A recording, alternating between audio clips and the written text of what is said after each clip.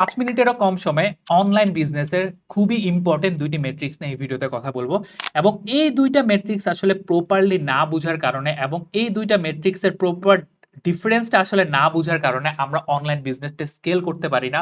আমরা online business scale করতে ভয় পাই এবং অনেক বেশি ফ্রাস্ট্রেটেড হয়ে যাই। ভুল মেট্রিক্সের পিছে আমরা অনেক বেশি ইফোর্ট দেই। ভুল মেট্রিক্সের নাম্বারটা দেখে আমরা আমাদের বিজনেসটাকে জাজ করার চেষ্টা করি। আল্টিমেটলি আমাদের মধ্যে একটা হতাশা চলে আসে। সো এই ভিডিওতে আমি আসলে আপনাদেরকে বোঝার চেষ্টা করব আপনাদের যে সবচেয়ে পছন্দের যে মেট্রিক্সটা রিটার্ন অন অ্যাড স্পেন্ড, যেটা আপনারা অনেক বেশি মেজার করেন, এই মেট্রিক্সটি আসলে কনসিডার না করে কেন আপনাদেরকে এমইআর কনসিডার করা উচিত এবং এমইআর জিনিসটা কি এবং রোয়াস জিনিসটা কি, সেই জিনিসটাই আমরা বোঝার চেষ্টা করব। এবং এই ভিডিওর পরে আপনারা আসলে আপনাদের বিজনেসের ফোকাস এরিয়া কি হওয়া উচিত, কিভাবে আসলে চ্যানেল মিক্সটা হওয়া উচিত, সেটা আপনারা কিন্তু বুঝতে পারবেন। তো সবার প্রথমে আমরা একটু যদি রোয়াজ জিনিসটা বোঝার চেষ্টা করি। রোয়াজ বলতে আমরা কি বুঝি? Return on ad spend. Return on ad spend অর্থাৎ কোন একটা পার্টিকুলার চ্যানেল থেকে আমরা যে রেভিনিউটা পাচ্ছি সেটাকে আমরা রোয়াজ বলি বা রিটার্ন অন অ্যাড স্পেন্ড বলি। যেমন আমরা বলতে পারি যে ফেসবুকের রোয়াজ কত বা গুগল অ্যাডসের রোয়াজ কত, আমরা এভাবে বলি না? সেক্ষেত্রে ধরুন আমরা যদি ফেসবুকের রোয়াজটা বের করার চেষ্টা করি, আমরা কি করি? আমরা আমরা হচ্ছে গিয়ে ফেসবুকের থেকে আমাদের কত রেভিনিউ জেনারেট হচ্ছে সেটা নেই, ডিভাইডেড এটাকে আমরা ভাগ করি ফেসবুকের অ্যাড স্পেন্ড দিয়ে, রাইট? ফেসবুকে অ্যাড স্পেন্ড কত হয়েছে সেটা দিয়ে। সো ধরুন আমরা কোন একটা পার্টিকুলার ডের মের 25 তারিখের আমরা রেভিনিউটা দেখতে চাচ্ছি। সো মের 25 তারিখে দেখেন আমরা খরচ করেছি কোন একটা পার্টিকুলার বিজনেসের জন্য $32, ঠিক আছে? সো আমার ফেসবুকের অ্যাড স্পেন্ডটা কত? ফেসবুকের অ্যাড স্পেন্ড হচ্ছে $32 এবং আমি ফেসবুক থেকে কত রেভিনিউ জেনারেট করেছি? আমি ফেসবুক থেকে রেভিনিউ জেনারেট করেছি $95, ঠিক আছে? সো এই যে $95 আমি রেভিনিউ জেনারেট করেছি, আমার ফেসবুকের অ্যাড স্পেন্ড ছিল $32, সেক্ষেত্রে আমার রিটার্ন অন অ্যাড স্পেন্ড কত? 95 কে যদি আমি 32 দিয়ে ভাগ করি সেক্ষেত্রে আমার 2.90 is my return on ad spend. নাম্বারটা দেখে কিন্তু খুব বেশি কমফোর্টেবল মনে হচ্ছে না। কোনো কমফোর্টেবল নাম্বার না, বা যে খুবই যে প্রমিজিং একটা নাম্বার তা না। রোয়াস আমরা অনেক ক্ষেত্রেই ধরে নেই যদি আমাদের 4 এর নিচে থাকে, 5 এর নিচে থাকে, আসলে আমাদের ক্যাম্পেইনটা ভালো করছে না। এই নাম্বারটা দেখে আমি যদি আমার ক্যাম্পেইনটা অফ করে দেই সেক্ষেত্রে আমি কিন্তু একটা আসলে ভুল ডিসিশন বা ব্যাড ডিসিশন আসলে এখানে নিয়ে নিচ্ছি। আবার ওই সেম ডেতেই মের 25 তারিখে আমরা যদি একটু গুগল অ্যাডস এরটা দেখি, দেখুন গুগল অ্যাডসে আমার আমি যদি একটু গুগল অ্যাডসের সেম ক্যালকুলেশনটা গুগল অ্যাডসে করি, গুগল অ্যাডসে আমার কত ছিল? গুগল অ্যাডসে আমার রোয়াস ছিল হচ্ছে গিয়ে ওই যে 1.93, অর্থাৎ খুবই কমফোর্টেবল কোনো রোয়াস না কিন্তু, ঠিক আছে? এটা বাজে একটা রোয়াস।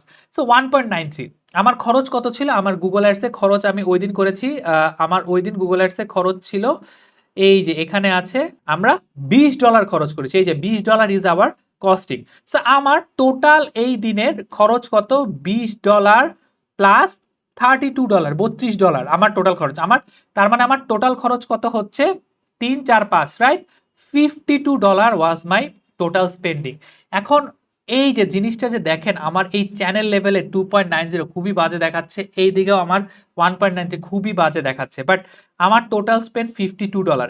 এখন আমরা যদি এমইআর এর হিসাবটা যদি একটু করতে চাই, দেখুন আমরা যখন এমইআর এর হিসাবটা করব, এমইআর এর হিসাবটা যেটা হচ্ছে টোটাল বিজনেস রেভিনিউ, ঠিক আছে? আমার ওই দিনের টোটাল বিজনেসে কত রেভিনিউ হয়েছে ডিভাইডেড বাই আমার টোটাল মার্কেটিং স্পেন্ড। সো দেখুন আমার ওই দিনের টোটাল বিজনেস রেভিনিউ কত আমি এখনো জানি না, বাট আমার টোটাল মার্কেটিং স্পেন্ড কত? টোটাল মার্কেটিং স্পেন্ড আমার $52।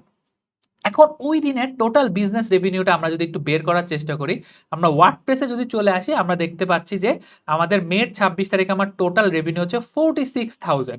সো আমরা যদি এই জায়গাটাতে 46,000 করি, ঠিক আছে? 46,000 যদি আমার টোটাল রেভিনিউ হয়, এখন আমি যদি এটাকে একটু ভাগ করি, যেমন আমি একটু ভাগে 52টাকে আগে একটু ডলারে নিয়ে যাই, যেমন ধরুন আমার 46,000 কে আমি কত দিয়ে ভাগ করব? আমি যে মাত্র যেটা ডলার বের করেছি 6,500, রাইট?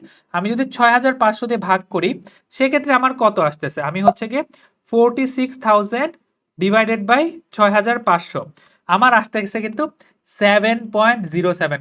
07 ছিল নাকি 7.7 ছিল? 7.07, অর্থাৎ আমার এমইআর আসতেছে 7.7। This is a very positive number. But আমি যদি শুধুমাত্র রোয়াস দেখতাম, আমি যদি শুধুমাত্র গুগল অ্যাডস এর পারফরম্যান্স দেখতাম, সেক্ষেত্রে কিন্তু আমার জন্য বিজনেসটা স্কেল করা ডিফিকাল্ট ছিল। এই 7.7 এই রোয়াজটা কিভাবে আসছে? অবশ্যই এটার জন্য ফেসবুক অ্যাডের কন্ট্রিবিউশন আছে, অবশ্যই এটার জন্য গুগল অ্যাডস এর কন্ট্রিবিউশন আছে, ওয়ার্ড অফ মাউথের কন্ট্রিবিউশন আছে, আপনার যে ওভারঅল বিজনেস যে ব্র্যান্ডিং সেটার কন্ট্রিবিউশন আছে, আপনার এসইওর কন্ট্রিবিউশন আছে, আপনার হচ্ছে গিয়ে ডিরেক্ট ট্রাফিকের কন্ট্রিবিউশন আছে। এই প্রত্যেকটা জিনিস আপনার এসইও বলেন, আপনার ব্র্যান্ডিং বলেন, ওয়ার্ড অফ মাউথ বলেন, তারপর হচ্ছে ডিরেক্ট ট্রাফিক বলেন, প্রত্যেকটাতে কিন্তু আপনার এই Facebook এবং গুগলের কিন্তু কন্ট্রিবিউশন আছে। সো শুধুমাত্র ফেসবুকের অ্যাডের কাজ বা গুগলের অ্যাডের কাজ আপনাকে যে ফেসবুক চ্যানেল থেকে অলওয়েজ ডিরেক্ট সেলে এনে দিবে তা না। এই চ্যানেলগুলো কিন্তু ইনডিরেক্টলি ভাবে আপনার বিজনেসে একটা ইমপ্যাক্ট ফেলে। কোন একটা পার্টিকুলার ব্র্যান্ড অনলাইনে অনেক অ্যাড দিচ্ছে, তার যে স্টোর আছে, স্টোরেও কিন্তু ফুটফল বাড়ছে, স্টোরে কিন্তু সেল বাড়ছে।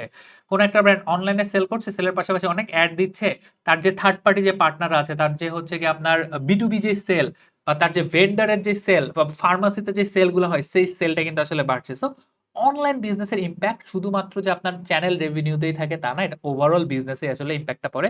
That's the difference between ROAS and MER। So এই ধরনের বিজনেস লেভেলের অ্যামেজিং স্ট্র্যাটেজি, কনসেপ্ট এবং হচ্ছে গিয়ে যেই মিস্টেকস গুলা, এগুলা নিয়ে আমরা হচ্ছে গিয়ে কথা বলবো আমাদের আপকামিং যেই 7 ডিজিটাল মার্কেটিং লাইভ ব্যাচ আছে সেটাতে। সো আপনারা যদি কেউ এনরোল হতে চান, এনরোল হয়ে যেতে পারেন। এখানে আমরা রিয়েল ওয়ার্ল্ড বিজনেস গুলা, আমার যে বিভিন্ন ক্লায়েন্টের যে বিজনেস কেসেস, সিচুয়েশন, সেগুলো নিয়ে আমরা কথা বলবো। কিভাবে আমরা চ্যানেল মিক্স গুলা করছি সেটা নিয়ে কথা বলবো। এখানে আউটলাইন আছে, আপনারা আউটলাইন দেখে নিতে পারেন। হোয়াটসঅ্যাপ নাম্বারও ওয়েবসাইটে আসলে খুঁজে পেয়ে যাবেন। হোয়াটসঅ্যাপ নাম্বারে বাকি ডিটেইলস চাইলে দেখে নিতে পারেন। সো কেউ যদি ইন্টারেস্টেড থাকেন লাইভ ব্যাচে এনরোল হতে, দেখা হবে লাইভ ক্লাসে। Till then, good by.